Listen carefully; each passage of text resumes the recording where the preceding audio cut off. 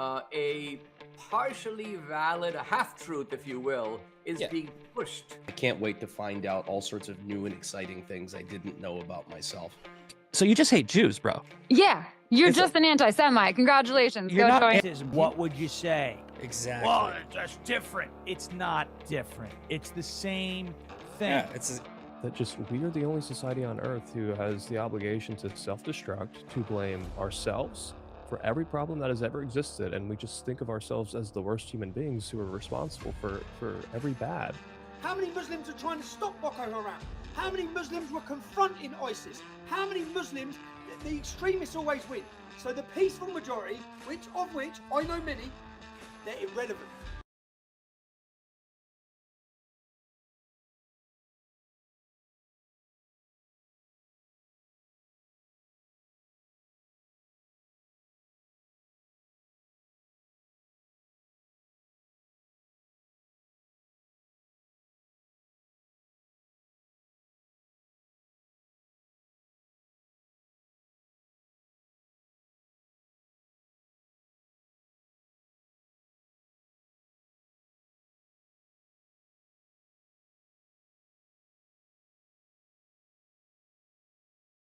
freaking mic. I should have turned the mic on. Technical difficulties. Technical difficulties. It's the unofficial name of the show. Sorry.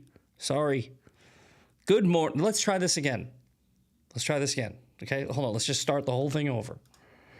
I'm just kidding. I'm kidding. All right. What I had said was good morning, misfits. And I said what I had forgot to do was post my thumbnail, which I love doing every morning. So I just posted my thumbnail on the interwebs, on the X's, the X.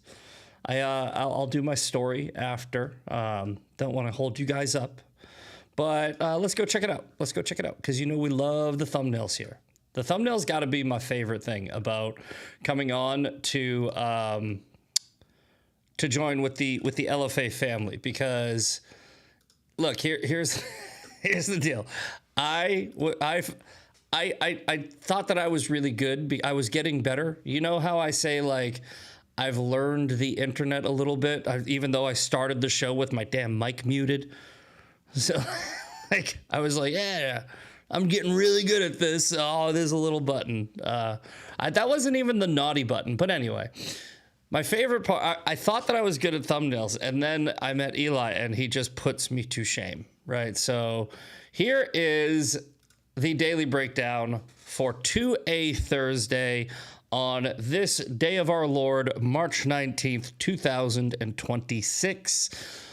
Dems vote no on protecting hunters' rights. Okay, we're going to get back to our normal rundown and our normal setup for the daily breakdown. So we're going to go through the news and we will cover this as our story. And this is for 2A Thursday because once again, the Democrats try to restrict your right to use your firearm for the intended purpose of, I don't know, just whatever the hell you want, really. I mean, I guess the intended purpose would be to overthrow a tyrannical government, but you also need it for hunting.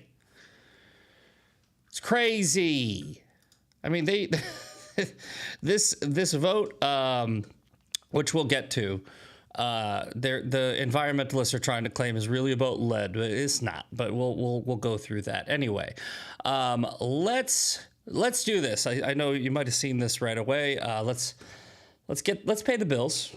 Okay, we only have one real sponsor here, but we do have a couple of prospects that we're trying to get. If you want to be a sponsor to the show, reach out, DM, and we can have a discussion. But until I get some sponsors, we are going to be doing my real job of construction until my knees and back fully give out, even though they're already on their way.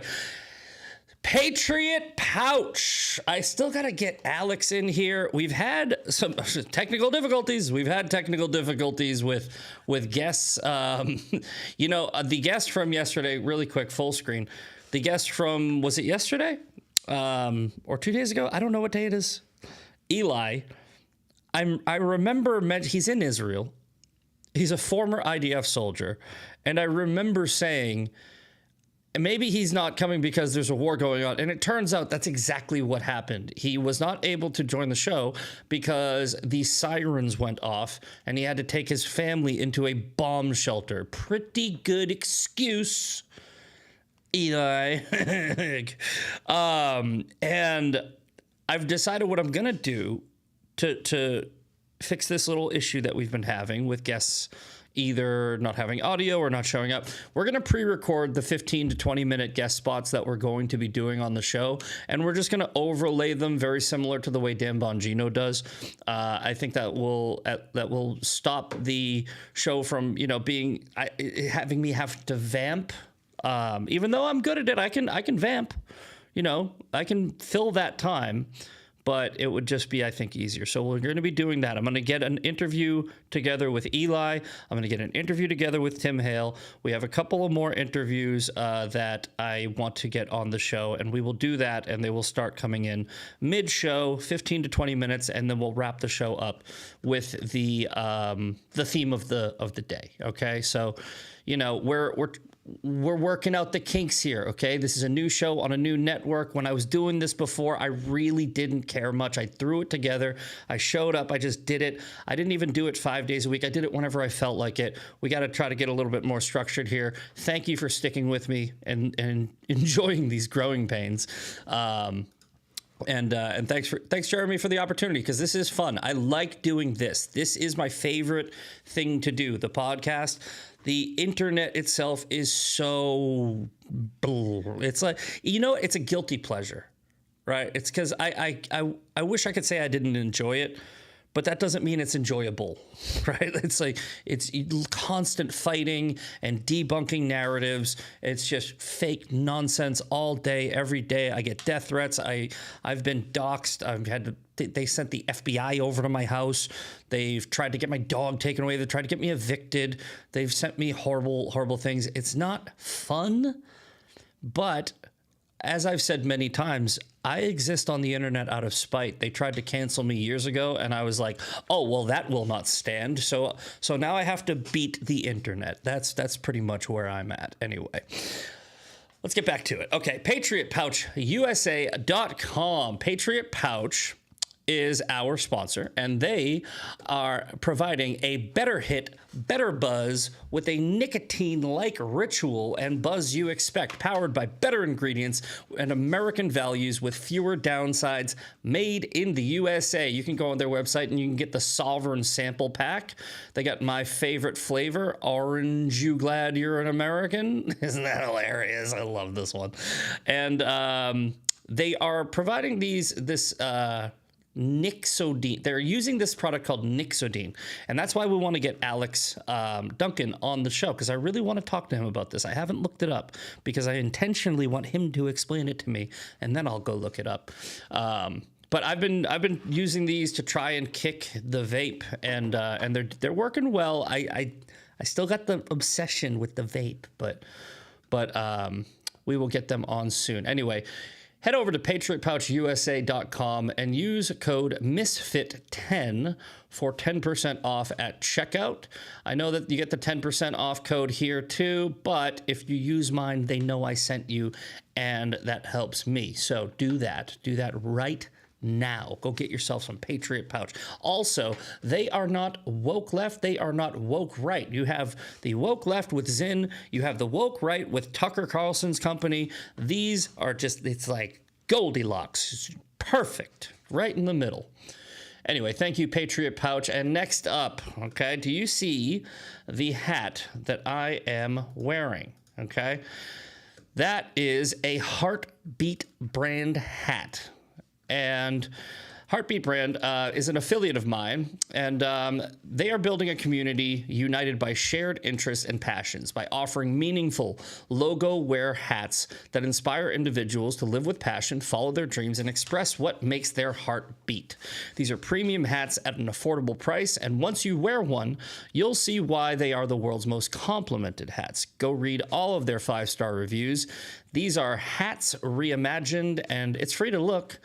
So check them out at theheartbeatbrand.com and use code MISFIT25 for 25% off at checkout. That is 25% off for the Heartbeat brand. And that will do it for promos today. Now, let's get to the Daily Breakdown. If you guys have never seen the show before, here's what we do on the Daily Breakdown. I go on the internet, I type in 4 letters. Okay? We typed in the word news, and this is the news. This is what popped up. We didn't cherry pick it. We have our featured story for whatever the theme of the day is, but we're just going to read the news because I miss that. I miss the days of Walter Cronkite who just sat there and read the freaking newspaper. Okay? And let's get to it. All right, so Israel and Iran attack gas facilities in major escalation that rattles markets. Okay, now there's a Trump tweet about this. We'll pop over and we'll take a look at that, unless it's covered in the article. But this is from NPR. Okay, NPR. Iran attacked the world's biggest liquefied natural gas complex in Qatar, targeted a gas field and facility in the United Arab Emirates, fired missiles and launched drones on a Saudi Arabian oil refinery and on 2 Kuwaiti gas units on Thursday, following Israel's bombing of Iran's South Pars gas field a day earlier. Okay. Remember all those people that were talking about proportionate response? Israel with their disproportionate response. It's like, I mean, yeah, sure, Hamas and the Palestinians, they only raped and murdered like 1,200 people and took like 200 something hostage. But I mean, does that really justify blowing up a whole city? Well, you should ask Iran if attacking 3 unrelated countries is a proportional response. Israel is the one that did it. Israel did it, and Iran was like, well, all of you. We can't hurt them, so we're just going to, all of you. You know, that doesn't sound fair. It doesn't sound fair. The hypocrisy, the double standards, it doesn't sound fair. Anyone with me? Anyone in the chat with me on this? Right? If they didn't have double standards, they'd have none. Anyway, let's keep reading. The attacks on the gas facilities in the Gulf marked a major escalation as the war with Iran approached this 3rd week. It's only been 3 weeks, guys. This is not a forever war. Yet. Okay? Look, we'll be fair. If in 3 years we're still talking about this, then yeah, I'll be a little pissed. With Iran engaging in direct assault on its Gulf neighbors, Qatar, UAE, Saudi Arabia, the strikes in some of the world's sent shockwaves across the global energy market, already reeling from the consequences of Iran's chokehold on the Strait of Hormuz, a key conduit of the world's oil supply. This kind of proves that they shouldn't be in charge of that. It's like, it proves that they should not be in charge of the world's oil supply if they're just shooting rockets at everybody with oil because they're losing a war. This is like flipping the monopoly board over. All right, anyway. Brent crude oil was above 110 a barrel Thursday morning, an increase of over 50% since the start of the war. Look, we're all feeling it at the pump. Let's hope it's temporary. We definitely want this to be over fast. I went to the gas station and I was like, damn, worth it. Worth it. That's the part that they won't tell you. If somebody was to come here, full screen for this, right? Okay. In the chat. Okay. In the chat. Let's see if we can get the chat up. Okay. I want honest answers, guys. I want honest answers. Okay. In the chat, if somebody was to come to you, let's say 6 months ago, before Operation Midnight Hammer, right? Before Operation Midnight Hammer, if somebody was to come, if Trump was to address the nation, take a national poll, and say, guys, I can stop this. I can stop Iran. I can finally end this 47-year reign of tyranny for the #1 state sponsor of terrorism. I can do it. It's going to take maybe a few months, maybe a couple months, maybe less than 6 months. It's going to take less than 6 months. And in that 6 months, gas is going to go up. Your gas prices will probably go up, like $1 sometime, maybe a little bit more. Probably not as bad as prices under Joe Biden on average. But would you be willing? This is the question. Would you want me to do it if your price of gas went up for a short period of time? Would you want me to stop the #1 state sponsor of terrorism and the regime that chants death to America? Yes or no? Would you make that sacrifice at the gas pump? Would you want me to trade expensive gas for a short period of time to take out the IRGC? Yes or no? Yes. Yes. Send it. Short-term pain for long-term gain. Yes. Yes. Hell yes. Yes. Yep. Yes. Still cheaper. Yes. Yes, of course. Yes. Look, guys, I think that this is what most people would say. These are terrorists. They're terrorizing the world. Do you guys realize? All right, let's appeal to the virtue signaling left. All right, let's try this. Obviously, this isn't my audience, so we don't need the chat here. Would you trade expensive gas for women's rights? Would you trade expensive gas for innocent people dying? I think it's hilarious. I don't know how they do this with a straight face, but Greta Thunberg is now pro-oil. Right? Greta Thunberg, the how dare you little autistic weirdo. I'm autistic. I can make fun of her. She's like, you should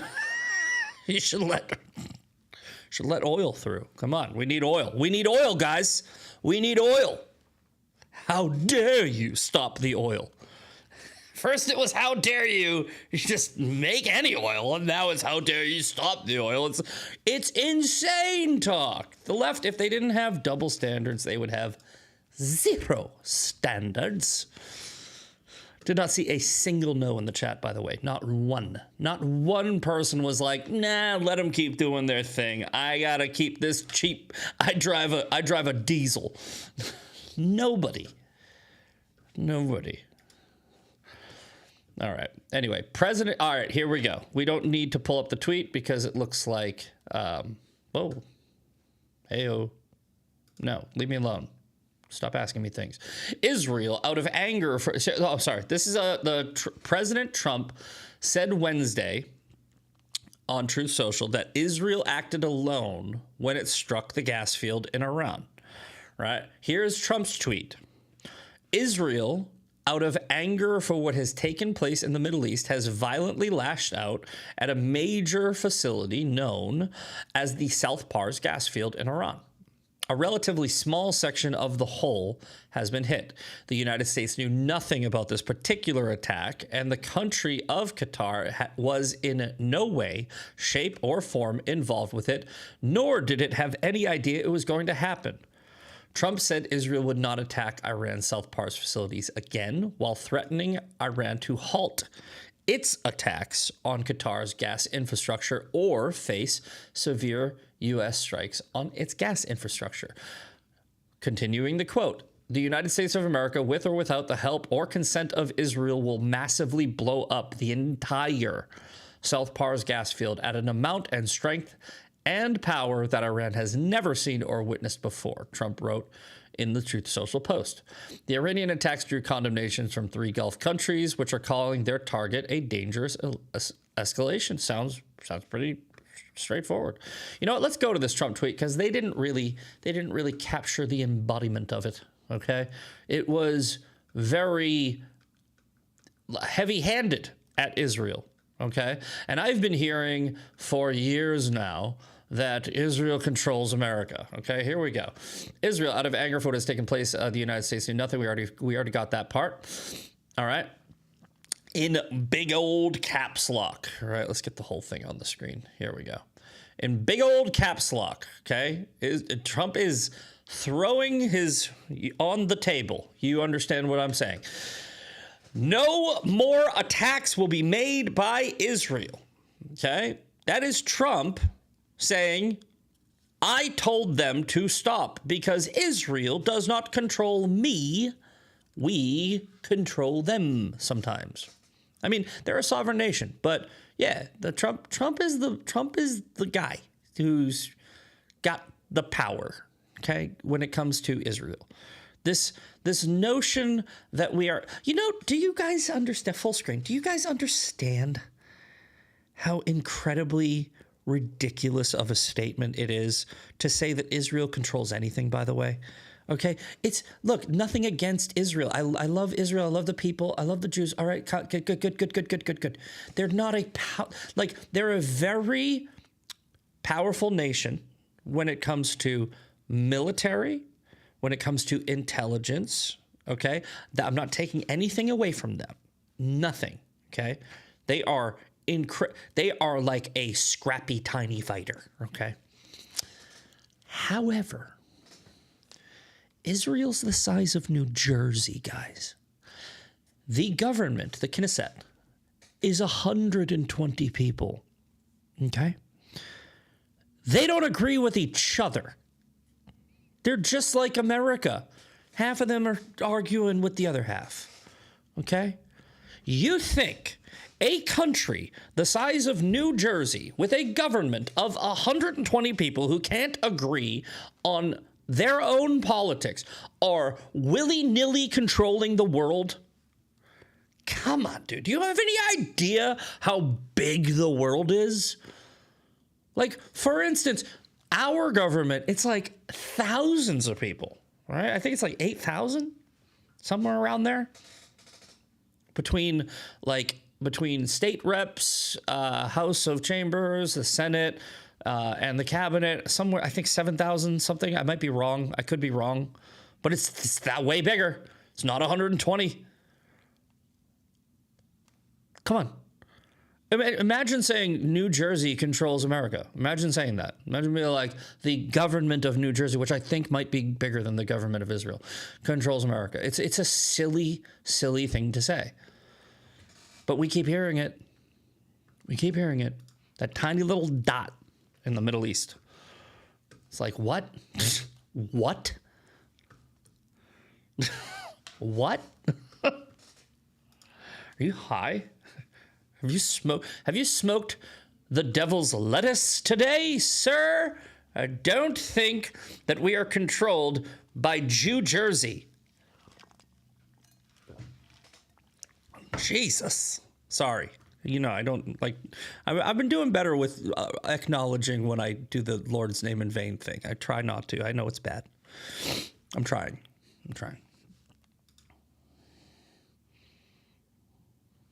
All right. Sorry. Let's move on. Okay. Next up. Wow, we're already 25 minutes in. Let's go. Cesar Chavez, this is from Axios. Dolores Huerta accuses Cesar Chavez of sexual abuse amid wider claims. Is that guy still alive? Am I crazy right now? Oh no, we're not doing that. We're not doing this. What? Just the headline alone. I know I saw this circulating on social media. I don't know or care, but I mean, obviously I care. Yeah, if this strapping young lady was sexually assaulted, that's bad. What? Labor and civil rights leader Dolores Huerta said that she was sexually abused by farm worker leader Cesar Chavez decades ago, becoming the most high-profile figure to accuse him of misconduct. Okay. All right. sorry for that. I'm sorry that happened to you. If it did. Is he alive? I don't know. All right. Let's get to this, and then I think we might even just jump right over to a couple other stories because we're gonna talk about this some more. Yesterday, I believe it was, I said I'm not attacking this guy hard. I have completely changed on that. I am now going to attack this guy super hard because it is abundantly clear what he is doing, and it's disgusting. All right, we'll get to that. But from the AP, Joe Kent's resignation over Iran war reignites anti-Semitism fears and debate over Israeli influence. Again, this Israeli influence. They have so much influence. It's like, oh my God. It was no surprise. Here's the story. It was no surprise when Joe Kent showed up on Tucker Carlson's podcast a day after quitting his town. He had that booked before he even quit. Quote, quit. Right. A day after quitting his counterterrorism job in President Trump's administration, here was a top official who resigned to protest the war with Iran, turning to right-wing media's leading critic of the conflict. Quote, the Israelis drove the decision to take this action, Kent said Wednesday's interview. Okay. But before long, the conversation moved in a different direction as Kent nodded to conspiracy theories that pro-Israeli forces were behind the assassination of conservative activist Charlie Kirk. Quote, I'm saying there are unanswered questions. Yeah, welcome to life, dude. The conversation encapsulated two schisms within the Republican Party and the right-wing media, both of which have reached high into the national security establishment of the Trump administration. There's a foreign policy debate over the wisdom of Trump's war with Iran and the future of the United States, but there are also fears that focus on Israel is the leading edge of an anti-Semitic fringe that has gained ground by portraying Jews as shadowy manipulators, echoing some of history's most hateful tropes. This game has been played before, guys. This is not new. It really isn't. Tucker Carlson playing a central role. At the center of both issues is Carlson, a former Fox News host who remains influential among conservatives. He was previously denounced for hosting Nick Fuentes, a white nationalist and anti-Semite, on his podcast last year. During the interview, Fuentes complained about organized Jewry in America. They're 2% of the population. You know what, though? I can't really make that a good argument because trans are like 1% and they're pretty freaking organized. So I will correct myself on that. I'll admonish myself. You can make a pretty significant impact with 1% if you have a bunch of support from people who aren't in your group, which is why the trans community is tyranny of the minority. Jews, on the other hand, slightly different. Slightly different. I don't see a lot of people besides me and some others, maybe a handful, coming to their defense, but I digress. Okay. Matt Brooks, president of the Republican Jewish Coalition, described Kent's appearance on Carlson's podcast as part of an ongoing problem. He noted that his group opposed Kent's nomination because of ties to right-wing extremism. Trump ignored those concerns, which is a valid criticism for Trump. Trump does this a lot. He's not batting 1,000 on picks. It's one of my biggest criticisms of Trump. He does not bat 1,000 on picks. I understand why. I don't know if I would do any better. Otherwise, Trump would have to literally sit down for hours a day and do deep dives on these people. He's taking recommendations. He's doing his job. He's delegating, but it's a fact. It's a fact that he has had some bad picks. Anyway, and it's not as easy as you guys think to just fire people. And Trump has fired people, but everyone's argument is, why did he fire them? Because it's hard. It's not easy. It's silly. Okay, so let's get to this, okay? Let's see here. This is 2 minutes. Charlie Kirk is killed publicly in a very horrific way, and we're not really even allowed to look into that at all. And Charlie Kirk was one of President Trump's closest advisors, and he also advocated heavily against a war with Iran. He was in the Oval Office in the lead up to the 12-day war. I wasn't particularly close with Charlie. He was very gracious to me when I was running for Congress, very, very supportive. Hold on. What? Real quick. He said he wasn't really close with Charlie. Okay, wasn't really close with Charlie. Got it. Just want to make sure we understand that.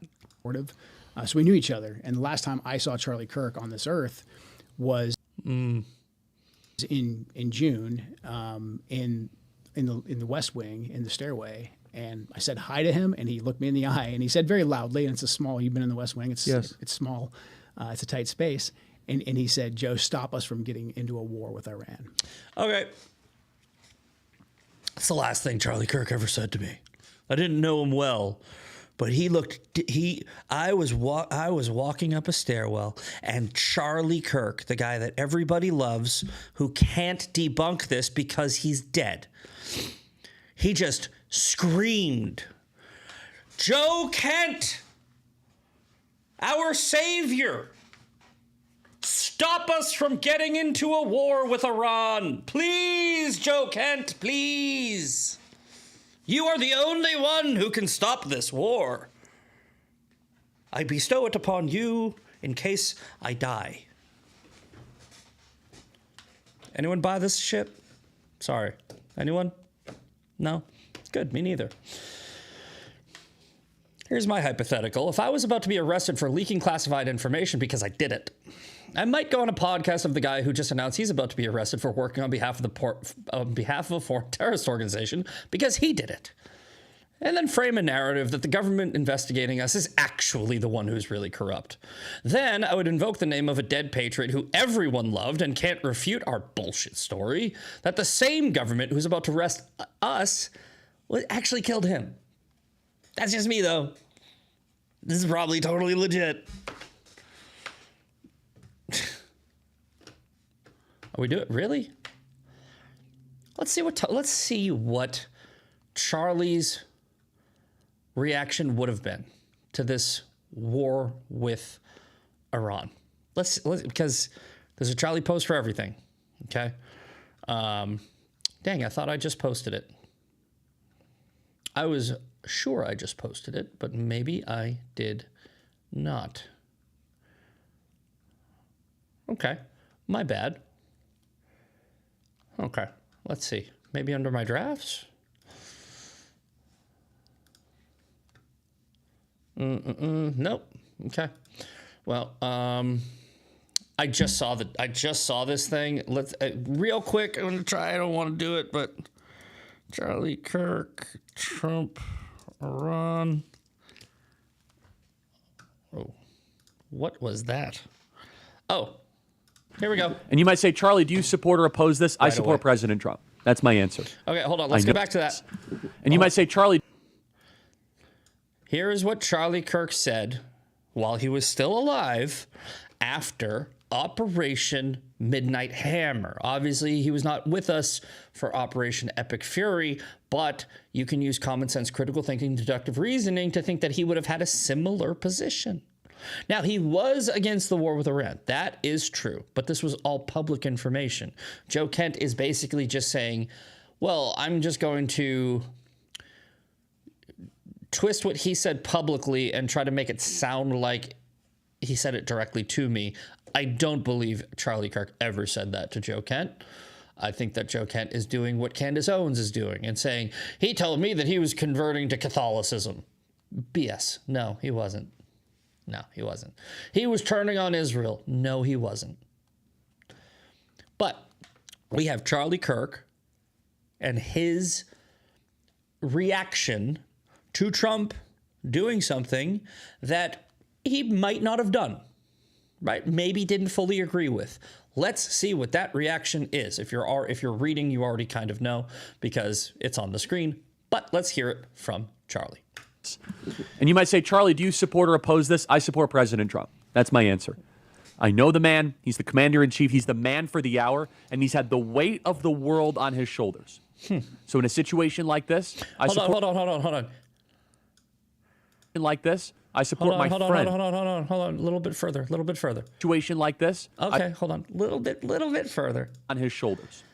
So in a situation like this. There it is. So in a situation like this, meaning you can apply it to another situation like this. Continue, Charlie. I support my friend, and he's had my back and I have his. That's my perspective. By the way, I also look at this and I say, and I understand the arguments of people that, don't intervene and all that. I get it. But boy, have we not exhausted so many diplomatic channels and options. Here is Netanyahu, 261, praising and congratulating President Trump. Play cut 261. Okay, so pragmatism. Isn't that wild? So Charlie Kirk said, Operation Midnight Hammer, which is a similar situation to Operation Epic Fury, where we've exhausted all options. He would support President Trump attacking Iran because he trusts President Trump. He voted for him. He knew him. Joe Kent literally just said, I didn't know Charlie. But he still doesn't have any problem using his name and saying that Charlie told me. Okay. Sure, Jan. You guys get it? Yeah, I think you got it. Also interesting, Shelby Talcott reports that four sources confirm that former U.S. counterterrorism chief Joe Kent is under an FBI investigation for leaking. The investigation apparently predates his sudden resignation yesterday. The main question will be, why didn't they fire him if he was under investigation? Well, because investigation doesn't mean we've proven you're guilty. And if they fired somebody before they had an investigation and were able to prove it, then that would be a bad look, right? So what has been said was he was not briefed on any situation with Iran for months, hasn't spoken to the president in months. There were complaints to Tulsi Gabbard, his direct superior. And all of the evidence that we have is essentially lining up with a bunch of people in the administration were concerned with him at minimum, and it might have been advantageous for Joe Kent to get ahead of this, right? If he was leaking, who was he leaking to? Well, I don't know if you remember Signalgate. He was in the group chat of Signalgate. I don't know if you remember, there was the, let's see here. There was the mole that Candace Owens had, that she said she was very aware of what was going on in the administration. And there's Tucker Carlson, who seems to have a man on the inside based on some of the things that he's been talking about. So if Joe Kent was leaking classified information, then that's big. He in big trouble. He in big trouble. And you don't fire people while you're investigating because maybe you want to keep catching them doing stuff. You know? Anyone think they know who killed Charlie? Yeah, I got a story, but we doubt it's true. I have a post for this one. Don't worry, guys. We got this. We got this in the chat. Who killed Charlie Kirk? Don't worry, they caught the guy. His name is Tyler Robinson, and he's currently in jail awaiting trial. It's wild that you didn't hear about that. It was all over the news. Let me know if you need any other help with any other stories that everyone knows about. Ridiculous. You people are so ridiculous. It's shut up. You know what? Because I don't even need you to type, and I can't hear you, but I already know what you're doing. You're like, actually. No, actually, shut up. How about that? Actually, shut up. Stupid people. Yes, I don't care if you're a fan here, by the way. I'm tired of this. No, I'm just asking questions. No, you're asking stupid questions, and they do exist. Who killed Charlie Kirk? I don't know. Maybe the guy whose DNA was on the weapon admitted to it twice and is on camera doing it. You morons. It's literally like I feel like I'm like, all right, it would be one thing if this was a kindergarten classroom. If it was a kindergarten classroom, these questions would make sense. I'm talking to adults here. I'm like, oh, what are you? You're in your 40s and you're asking me who killed Charlie Kirk? Run headfirst into a wall, please. As fast as you can. Jeez, they can't, and renounce your citizenship, move to Canada, and take long nap therapy. I'm at that point. All right? Just say that you have the SADS. They'll take care of the rest. Anybody know who killed Charlie Kirk? Yeah, the frickin' government does. That's why they arrested him. The guy who literally said, hey, Dad, yeah, I did it. Yeah, that was Grandpa's gun. They got my DNA on it. I'm on video running off the rooftop with it. I literally told everybody I was gonna do it, and then I did it.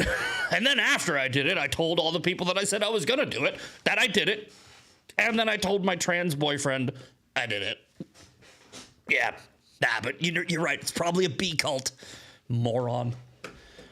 It's probably a B cult. Probably the Jews.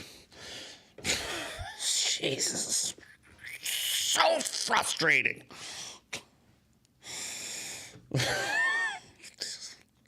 We're having a crisis of faith here in this country, guys. I wanted to pull up this story because this is by far the best breakdown debunking replacement theology. And what is replacement theology? Replacement theology is the belief system that some Catholics, a lot of Catholics will do, but replacement theology has been hijacked by a group of clout-chasing Catholics for clout, right? Christ for clicks, Candace Owens, Tucker Carlson, Russell Brand, a bunch of others who are not real Catholics. We covered this, I believe it was yesterday's show, okay? The idea that the church has replaced Israel is replacement theology. And what that does is it creates this split, this rift in Christianity and our relationship with the Jewish people and our belief that they are our brothers and sisters and that they are fulfilling prophecy, even though they do not acknowledge that Jesus is God. Which is okay, because that's what the book said they were going to do. But let's watch this. If you guys aren't following this guy, the Bible in Context, it's at Bible in Context 1. Highly recommend. I've just found this guy yesterday. I've watched a couple of his videos, and he seems to be he knows his stuff, and I'm going to be checking out his series because what he does is he puts the Bible in chronological order. It's free, I guess, and I'm going to check that out, but I recommend you do the same. But anyway, let's just watch this video, 2 minutes, 32 seconds. We are the new Israel. That's what the... Hold on. I'm not an idiot. I know this is Carrie, whatever, that chick who did the sex tape. The new Israel. That's what the church teaches. I'm not an idiot. No, it doesn't. I know what the Catholic Church teaches. We are the fulfillment of the old Israel. Real quick, I've said this 1,000 times. I'm going to chime in. I'm not going to interrupt this whole video. I have said this 1,000 times, and if you don't want to try to memorize a bunch of different ways to debunk these morons, okay? Just use the English language. It's super easy. Just ask them, how can you fulfill an everlasting covenant? Explain to them what the word everlasting is, because the Abrahamic covenant is an everlasting covenant. Everlasting means forever, okay? So these people, the promise that God made to the descendants of Abraham, which, by the way, are the Jews, it's not Catholics, sorry, is an everlasting, forever covenant. So you can't fulfill something that's forever. You just can't. It means forever. Doesn't mean until I change my mind or until I change the rules. God is omnipotent. He is all-knowing. He can't change his mind. Next. All right. Now we'll watch the video. Everything you've said is true. Nowhere in the entire scripture is the church called or identified as Israel. Israel is a nation.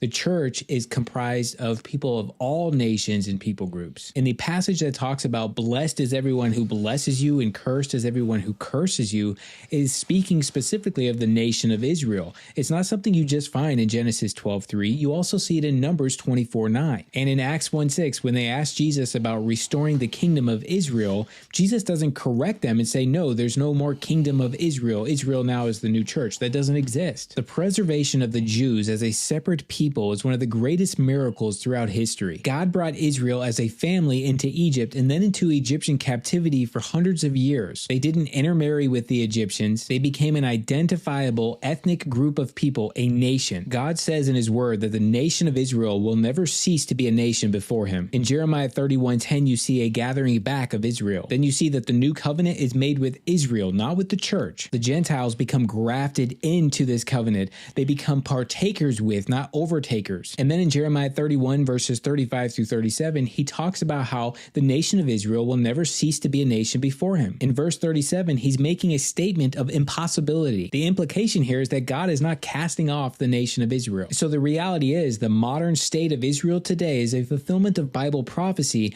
because it meets the fulfillment of one of the two worldwide regatherings of Israel back into the land. And this first worldwide regathering is a regathering in mostly unbelief back to the land in preparation for judgment during the tribulation. Remember, we're not saying that the Jews of the modern state of Israel are going to be saved in a different way than anybody is saved by the power of the gospel. As Christians, we need to be in the Word. We need to be studying it in context so we are not deceived. And the best way to do that is to know the Bible in chronological order. And that's why I created a book-by-book, high-level overview summary through the entire Bible in the historical order the biblical events actually took place, with extra historical backgrounds, insights from a Jewish perspective like typology and prophecy, and so much more. It's not a course and it's not something you pay for. It's just a 1-hour summary where you and me go through the entire Bible. So if you want that, comment summary below and I'll send you the details. There you go. All right, so check that out because I think it's important. Now,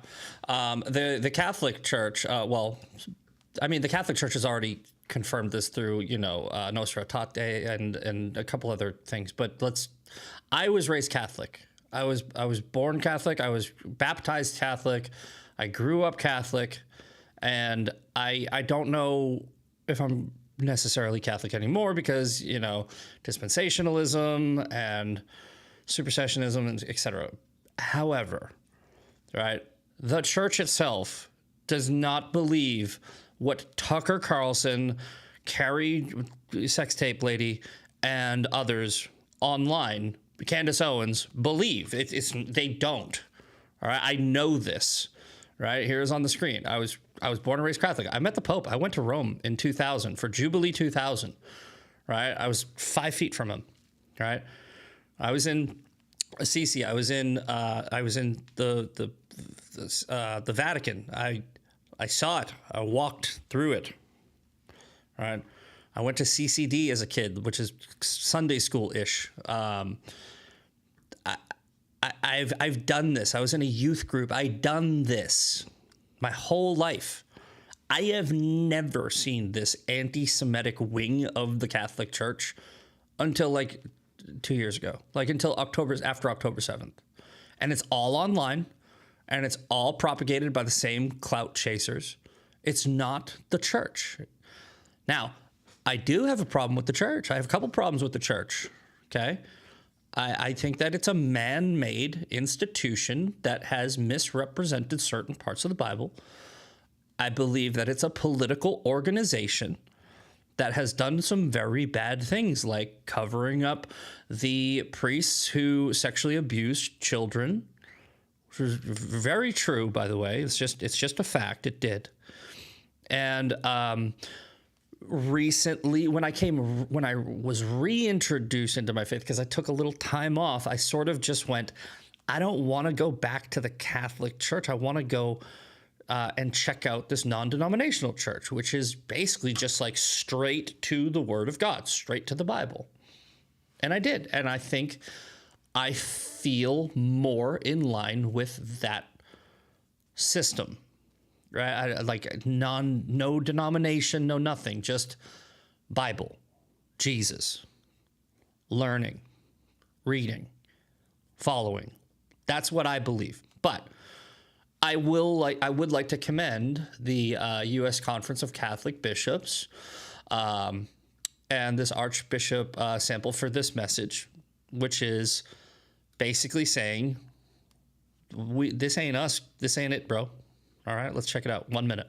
As Catholics, we are called to walk in the truth, and so to reject the conspiracies and lies that lead to harassment and even violence against our Jewish brothers and sisters. There is a strong connection between religious freedom and working to counter anti-Semitism, as Nostra Aetate puts it. In a rejection of every persecution against any man, the Church, mindful of the patrimony she shares with the Jews, and moved not by political reasons, but by the gospel's spiritual love, decries hatred, persecutions, displays of anti-Semitism directed against Jews at any time and by anyone. The Jewish community is attacked at a far higher rate than any other religious group in the United States. If we Catholics, in truly living out the gospel, are to defend religious freedom with integrity, we must clearly speak out against anti-Semitism. Super clear, super direct. Those are Catholic. Those are the Catholics I know.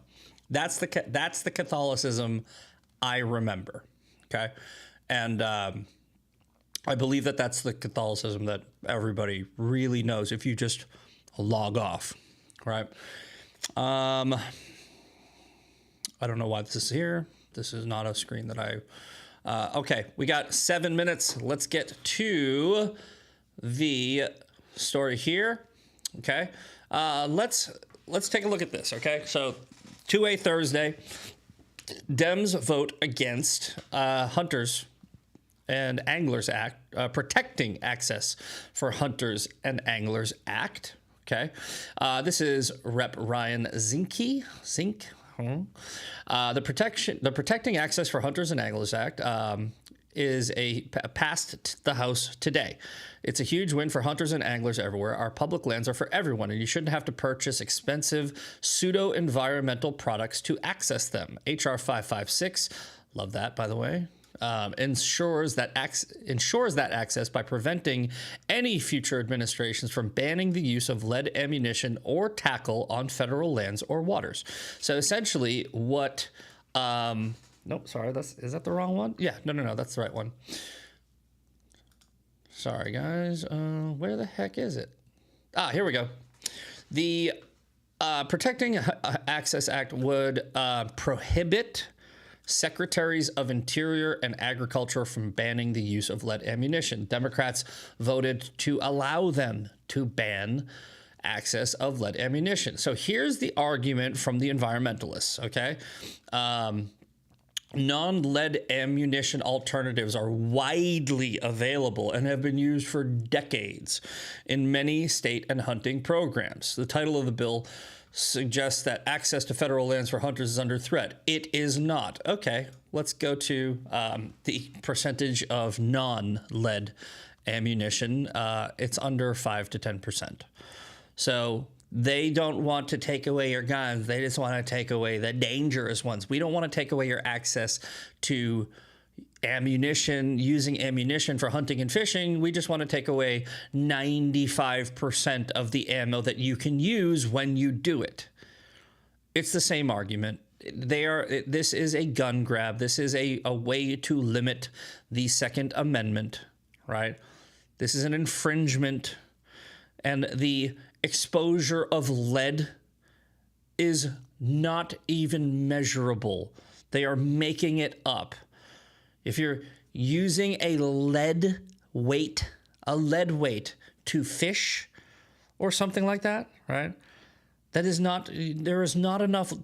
aren't enough lead weights in the world that are going to poison the ocean, And if you are shooting an animal with a lead bullet, I'm pretty sure it's going to die. And it's going to decompose if you don't find it, which is very rare. And the tiny little buckshots that you used are not going to poison the environment.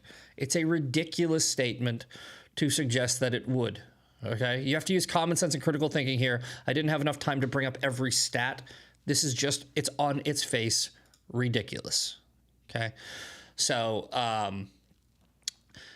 I'm glad that this passed, but 201 Democrats voted against it.